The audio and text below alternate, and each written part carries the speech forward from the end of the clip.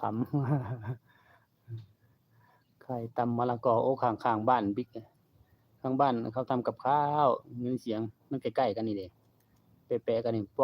อกๆๆนี่หิวข้าวคือกันได้ทางนี้ก็ได้หาเสือกบ่มีบิ๊กเอ้ยเสือกสิมามัดใหม่หาบ่เห็นบางทีเฮาบ่เฮ็ดหยังบ่อึดเสือกเมื่อกี้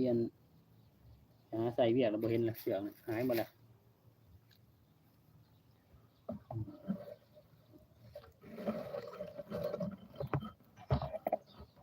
หน้ากล้องไปทางใหม่ก่อน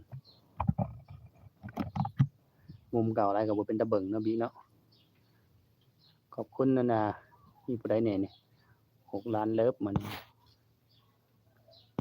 มีบิ๊กคุณออนพี่หมายมีแม่อ้อยเนาะเข้ามาเป็นไดแม่อ้อยว่าอันนั้นเขาแฮ็กเขายังแต่ถ้าแม่นเขาแฮ็กเอาไปใช้อันแม่อ้อยลิ้นอัน YouTube บ่ได้เลยแหละถ้าแม่นเขาแฮ็กอิหยังนะมันอาจจะมีอันขัดข้องอันทางโทรศัพท์ของอันแม่อ้อยหันนิดหนึ่งแหละแบบก็ไปให้ร้านเขาเบิ่งให้เด้อเขาเช็คให้ถ้าแม่นเขาแฮ็กช่องเขาไปน่ะเขาจะเข้าเล่นอัน YouTube บ่ได้เลยแหละมันจะหายเลยแต่นี่แม่อ้อยก็ยังเอาไปแบบมาแว้นเพื่อนๆได้บางทีเราจะอัปโหลดคลิปบ่ได้บ่หรือหยังหั้นนะเครื่องในคอมพิวเตอร์ของผมก็ตอนนี้มันก็ขึ้นไลฟ์บ่ได้ก็บ่ฮู้สาเหตุผมก็เลยปาไว้มาเล่นทางโทรศัพท์เนี่ยวิพี่ลุงเดชสบายดีลุงเดช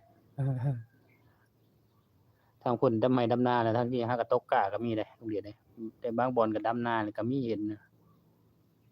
อยู่ดีมีแรงขอบคุณเด้อลุงเดชเด้ออ้าวใส่เสื้อกันฝนให้ก่อนยันฝนตกห่ำมื้อนี้ฝนบ่ตกแดดมื้อนี้สบายดีวินี่ก็ผู้ติดตามนี่ 2,000 กว่าแต่ยังบ่ผ่าน เพิ่นบ่ค่อยได้ไลฟ์สดเพิ่นจะลงคลิปเนาะวิเนาะเพิ่นอยากผ่านก็ไลฟ์สดเอาเด้อวิเด้อคืออันนั้นไฮไลต์นั่นแหละจักเท่าใดเดือน 7-8 เดือน หนังเอาหยังอยู่นี่แหละเฮ็ดข้างต้นนั้นเครือมะระลุงเดชเอ้ยมัดๆหน่อยหนึ่งมันบ่มีเสือกมัดก็อย่ามัน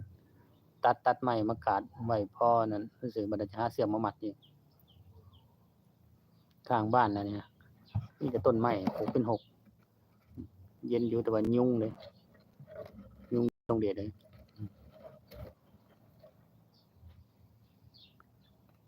แม่นเพิ่นได้กล้าแต่ว่าปีเพิ่นก็ได้ดำเป็นแต่บางบ่อนดอกคืออยู่เซโนนี่ยังเลยลุงเดชเอ้ยน้ำยังแห้งอยู่นั่นแหละน้ำยังบ่มีจังดีเลยฝนก็พอแต่น้อยหนึ่งช่วงนี้เฮ็ดปวกเฮ็ดโคนน่ะนะว้ายเต็มตลาดผมก็เฮ็ดขายของกันบ่ดีเลยช่วงนี้ก็เลยหยุดขายเฮ็ดหยังของป่าออกหลายนะ